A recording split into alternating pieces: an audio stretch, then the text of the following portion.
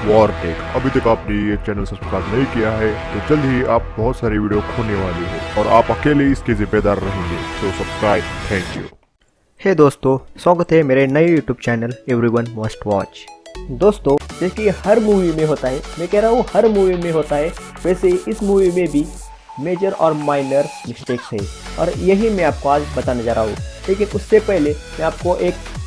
पहले मैं आपको एक रिक्वेस्ट करता हूँ कि अगर आपको ये वीडियो पसंद आया तो प्लीज़ लाइक कीजिए और कोई डाउट हो तो कमेंट में लिख दीजिए, जल्दी ही मैं आपको रिप्लाई दे दूँगा। इस वीडियो को शेयर कीजिए और उससे भी अच्छी जो मैंने लिंक डिस्क्रिप्शन में डाली है उस पर जाके सब्सक्राइब कीजिए, प्लीज़ सब्सक्राइब, क्योंकि मैं इससे भी अच्छे वीडियो डालने वाला हूँ। तो लेट्स बिगिन। Mistake number 1। इस सीन में ये दिखाया गया है कि देवसेना एक ही बार में कपड़े को फाड़ देती है और उसे अगले सीन में ये दिखाया गया है कि देवसेना कपड़े को हवा में उछाल देती है। लेकिन उसके बाद अगले सीन में ये दिखाया गया है कि उस कपड़े के छोटे छोटे टुकड़े हो जाते हैं। तो यहाँ ये मिस्टेक है कि इस कपड़े के छोटे छोटे टुकड़े हुए कैसे, क्योंकि देवसेना ने तो एक ही बार किया था और एक बार में इतने छोटे छोटे टुकड़े होना संभव नहीं। Mistake number 2। इस सीन में देवसेना तलवार से एक वार करती है जिससे सारे के सारे लोग हवा में उड़ जाते हैं। लेकिन सामने दो लोगों का गिरना जायज है क्योंकि वो तलवार के कवरेज में आते हैं। लेकिन जो साइड के दो लोग हैं उनका गिरना जायज नहीं है, जो लॉजिक में नहीं बैठता क्योंकि वो तलवार के कवरेज में भी नहीं आते। Mistake number 3। इस सुअर के शिकार के सीन में देवसेना एक बाण चलाती है जो सीधे सीधे जाके सुअर को लगता है, लेकिन उसके अगले ही सीन में बाण गायब हो जाता है और कुमार वर्मा का नीला रंग का बाण उसमें जाके घुसता है। तो यहाँ ये मिस्टेक है कि वो गुलाबी रंग का बाण गया कहाँ। Mistake number 4। इस सीन में एक सुअर के शिकार के लिए देवसेना भी बाण चलाती है और कुमार वर्मा भी बाण चलाता है, लेकिन आगे जाके उन दो बाणों का टकराव हो जाता है। इसमें कुमार वर्मा का नीला बाण देवसेना के गुलाबी रंग के बाण को लग जाता है। तो बेसिकली बाण का आगे का हिस्सा एक मेटल से बना होता है और बाकी पीछे का हिस्सा लकड़ी से बना होता है। कुमार वर्मा का मेटल का हिस्सा देवसेना के बाण के लकड़ी के हिस्से से टकराता है। लॉजिकली कुमार वर्मा का बाण देवसेना के बाण को चीरता हुआ आगे बढ़ना चाहिए था, लेकिन यहाँ ऐसा नहीं हुआ। यहाँ पे टकराव होने के बाद देवसेना का बाण बाहर चला जाता है और कुमार वर्मा का बाण सही डायरेक्शन में आके उस सुअर का लग जाता है। तो यहाँ पे ये मिस्टेक है कि बाण मुड़ा कैसे। Mistake number 5।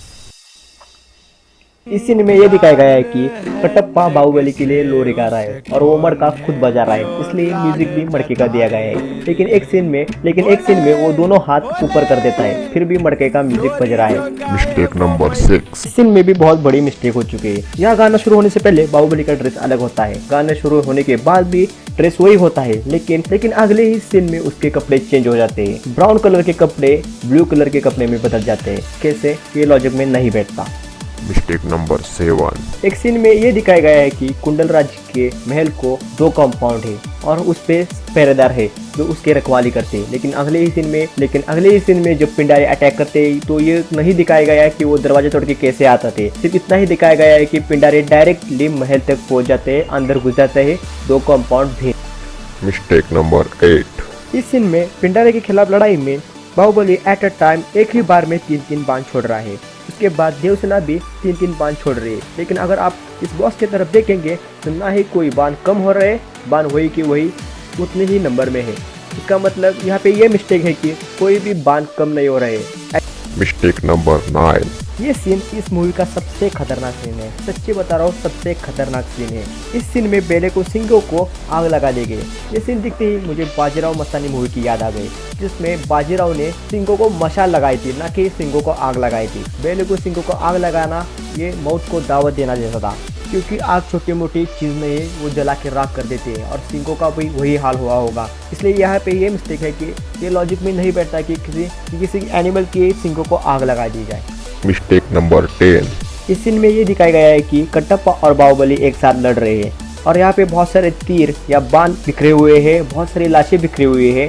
लेकिन अगले सीन में जब कटप्पा बाहुबली को मार देता है और बाहुबली एक पत्थर के सहारे बैठ जाता है, तब कुछ इसमें से तीर गायब हो जाते हैं और बहुत सारी लाशें इसमें से गायब हो जाती है। तो यहाँ पे ये मिस्टेक है कि ये सारी लाशें गई कहाँ, क्योंकि प्लेस भी वही है, टाइम भी वही है, तो लाशें गई कहाँ। ये मिस्टेक रीशूटिंग की वजह से हो चुके हैं और इसका कोई लॉजिक नहीं बनता। Mistake number 11। बाहुबली के मरने के बाद देवसेना अपने बच्चे को लेके महल में आ जाती है जो अभी अभी जन्मा होता। लेकिन राजमाता शिवगामी देवी जब उस बच्चे को बालकनी में ले जाके लोगों को दिखाती है तब उस बच्चे के बाल देखकर ये नहीं लगता कि ये बच्चा अभी अभी पैदा हुआ है। इसके बाल देखकर ये लगता है कम से कम 6 या 8 महीने का बच्चा है। जो ये माइनर मिस्टेक है, इसे एडजस्ट किया जा सकता है क्योंकि न्यूली बॉर्न बेबी दिखाना आसान नहीं है। Mistake number 12। तो आप इसमें देख सकते हैं कि दिन का पिक्चर है महिष्मती महल का और ये रात का है।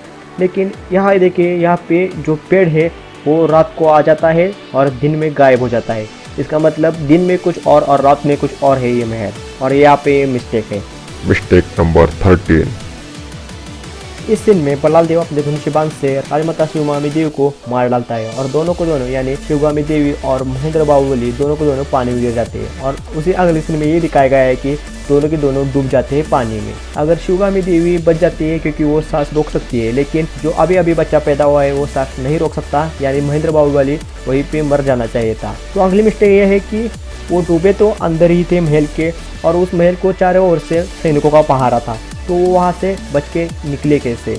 डूब के तो नहीं जा सकते थे क्योंकि बच्चा तो सांस नहीं रोक सकता था। इसलिए ये भी एक बड़ी मिस्टेक है यहाँ पे कि उन्होंने नहीं दिखाया कि वो बाहर कैसे निकले। Mistake number 14।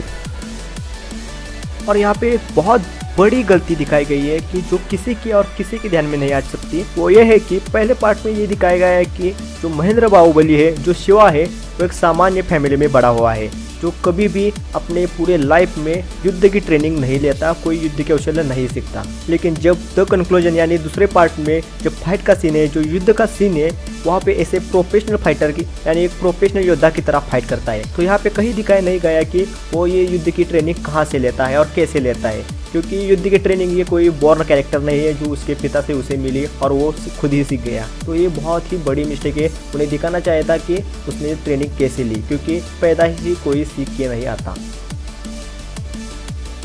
Mistake number 15। इस सीन में महेंद्र बाहुबली एक ढाल लेता है जिसमें ऊपर की तरफ एक हैंडल होता है, और अगले ही सीन में वो अपने ढाल को लात मार देता है और वो ढाल उनके सैनिकों को जाके लग जाती है। तो यहाँ पे वो हैंडल गायब हो चुका है। तो इसमें ये मिस्टेक है कि एक सीन में ढाल को हैंडल दिखाया गया है और उसी के अगले सीन में ढाल को हैंडल दिखाया नहीं गया। Mistake number 16। अब बढ़ते हैं सबसे बड़ी मिस्टेक की ओर। ये मिस्टेक इतनी बड़ी है कि सारे न्यूज़ चैनल, सारे न्यूज़पेपर वालों ने और सारे ये फेसबुक पेजेस ने भी इसकी धज्जियाँ उड़ा दी है, क्योंकि ये सीन टॉलीवुड मूवी की याद दिला देती है। सारी पिक्चर अच्छी तरह से बनाई गई है, लेकिन ये गलती किसी को हजम नहीं हुई।